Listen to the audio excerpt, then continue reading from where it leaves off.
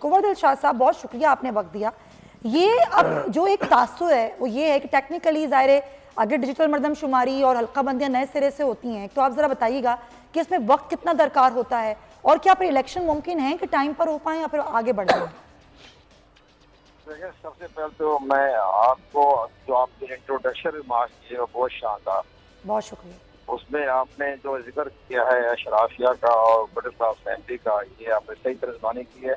सबसे पहले अवाम का कसूर है। जब अवाम पोलिंग स्टेशन पर पहुंच जाते हैं वोटर हजरात, तो फिर अपने वो जागीरदारों को अशराफिया को ना देखें, फिर वो देखे कि मेरे नीचे जब 10-12 में होते हैं उम्मीदवार जो इलेक्शन हिस्सा, उसमें से किसी एक के हक में अपना वोट कास्ट करें।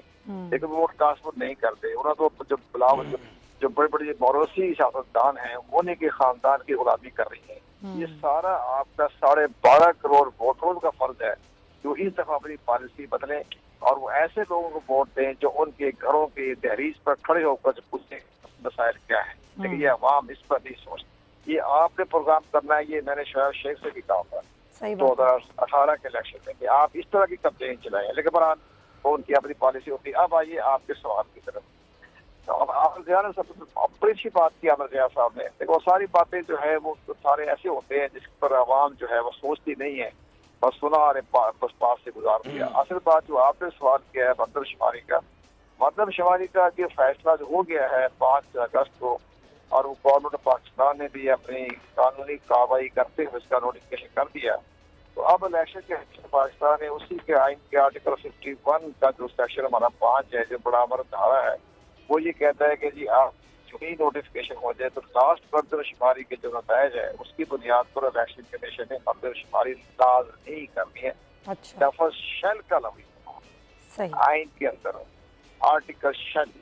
अच्छा, अब आगे चलिए। अब इलेक्शन कमीशन ने अपनी तैयारियां मुकम्मल कर दी है और उन्होंने पूरे पाकिस्तान में जो है, आपका बड़ा आसान तरीका है इसका कि वो उन्होंने काम शुरू कर दिया है। पाकिस्तान की मसला 266 कौमी असम्बली की मेंबर है, तो 266 को उन्होंने 12 करोड़ 80 लाख करोड़ तस्लीम करके रेशो निकाल ली है।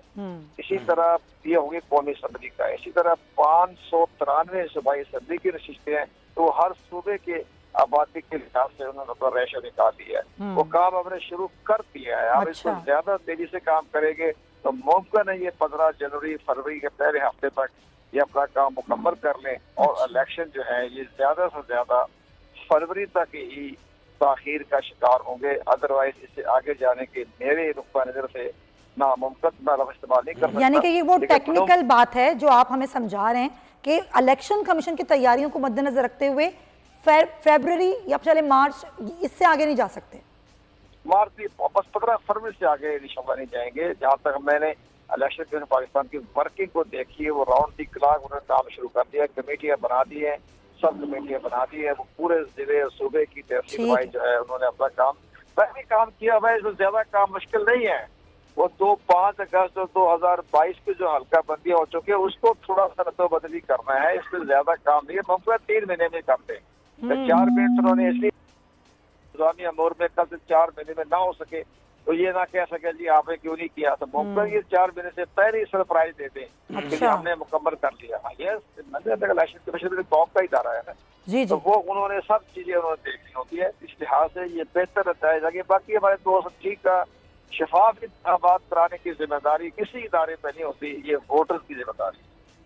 वोटर वहाँ पहुंच जाए, हजारों की तादाद में पोलिंग स्टेशन पर पहुंच जाए तो सवाल ही नहीं पैदा होता कि टेम्परिंग हो जाए। चले आप ये कह रहे हैं टर्न आउट इतना हो,